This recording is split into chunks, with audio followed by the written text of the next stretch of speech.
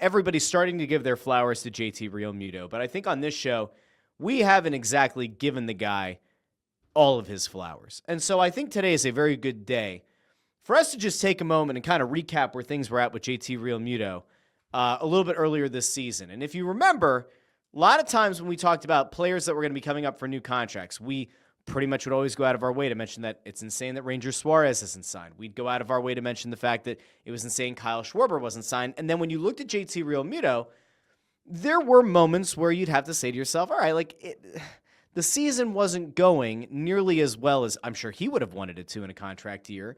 And it probably wasn't going as well as the Phillies would hope it would.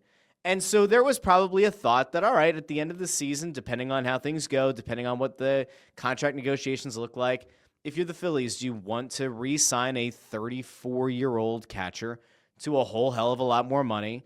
And remember, it felt like his days as the best catcher in baseball were long gone. And yet, if we're being honest and if we're being fair here, he's been pretty damn good, especially over the last month and a half, 2 months. Then he rebounded in June, hitting .293.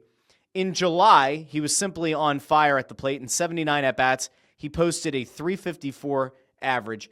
And thus far in the month of August, he's hitting .333.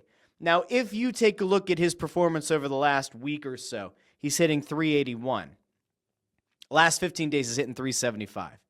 If you want to go over the last 30 days, .307.